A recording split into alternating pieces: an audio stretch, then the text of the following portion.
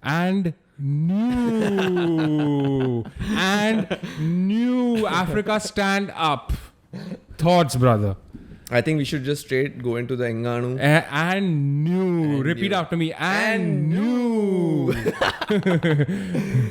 Fun bout, bro. Crazy bout. Stipe is a slow starter. He's been a slow starter for all his fights, and it's a well-known fact. Another fact is that he could not KO or TKO Ngannou for sure. Very, very, very Right? doubtful. But in that third DC match, he looked renewed. He looked like he developed a new game altogether for the third DC fight. For the second DC fight, if you see, DC is controlling the entire fight until he levels up. In the later rounds, he took over. Yeah, but in the third fight, he controlled the entire fight. For this fight, when it started, I was like, okay, he's a slow starter. Okay, let's see. But the moment Francis denied him of the first takedown, Yo, that was that's when everyone realized. fight was over. Yeah, and not only that, like even seeing Francis Ngannou like walking into the arena, he was just so composed, calm, relaxed, and you could see the weight difference. Ngannou clocked in at 265 pounds. And they weighed in at 260. Like, He weighed in at 263. 263. So he was easily 280, I'm guessing. 280, he was at least 285. 270, 275. And like you could see the size difference. There was a massive size difference. Of course, John Anik, DC, Joe Rogan were like, I hope the muscles don't, fatigue him in the earlier rounds. But Ngannou like looked like a different animal, a different beast. Like this guy, I don't think anyone can touch him right now. Even in the last fight with the same coach, why everybody was a little skeptical of Ngannou is because even in the last fight, he had the same coaches. He'd gone through a similar fight camp, but he didn't stick to the plan. He just went haymakers, finished the fight in 30-40 seconds. Correct. So then everyone was like, dude, what makes you think he's going to do anything different right now? But you saw that everybody was saying that nothing is scarier than a calm Ngannou. True that. Calm Ngannou is a new meme. Calm Ngannou is really scary. Bro, the surprising thing was like we've seen Ngannou fights. If he connects one punch, he'll go for the kill. But in this, he was playing it very smart. Very smart. He was connecting. He was falling back into place, breathing, relaxing. And then he was connecting those leg kicks. He got one. Beautiful. Yeah, and he got one left. He got one lead roundhouse on the head. It was just the toes. Yeah. But Ngannou's toes, I could see that. Yeah. Brushed And Stipe's chin, like you said, I was waiting for Miocic to go for a takedown, but the way he controlled that takedown, went on Miocic's back and just beat his ass. I thought that was the end of the fight. What happens is that the referees let go a little bit more in championship fights, especially if the champion is involved in getting the beat down. So, the referees allow it a little bit. Fair enough. Fair enough. Yeah. You can't end it too early. But Miocic has a great chin. Yo, Miocic is the baddest man on the planet. The baddest man on the planet. He was the baddest man on the planet as of yesterday. Rahul, the first punch he took, people would have got knocked out. People would have got knocked out. It was straight on the temple, bro. People would have got knocked out. He was fully rocked, but I was like, how is he standing? What a chin. And then to come back and even attempt to fight, even attempt to make distance, even attempt to try and hold your defense. Absolutely. Incredible. Absolutely. And then after the first round, when they went back to their corners, like it was Ngannou's corners, like stay calm and composed, and Miocic's corner was like start getting aggressive. And that's where the whole thing shifted, Because when Ngannou caught that fucking left hook, it was night. Yeah. So basically what I saw is that Stipe couldn't close the distance with Ngannou.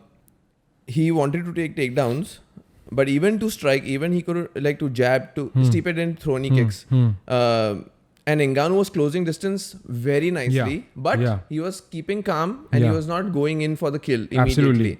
So when Stipe was coming in, he was giving it to Stipe. So Stipe couldn't step in. He denied Stipe a step in. And to be honest with you, after that takedown defense that Ngannou showed in the first round, because it turned against him, right? He was on his... Like Ngannou was on his back, like just giving him those shots. So he didn't even go for the second takedown. What shots? What shots? Like monstrous shots. It would be over in any other fight. Scary hours. Scary. And if I'm not mistaken, I think Ngannou threw a lovely jab that actually got him down, right? Yeah. That got Miocic down. And then Miocic came back up, tried to like regroup. And then again, like Ngannou just caught a nice left hook when he was coming in. No. So Stipe got up.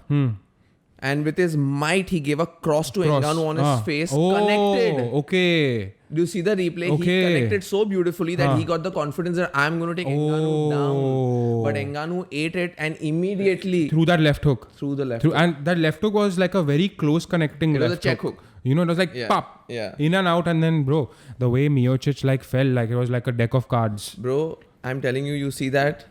Stipe gets him with all his might. He thinks he's connected.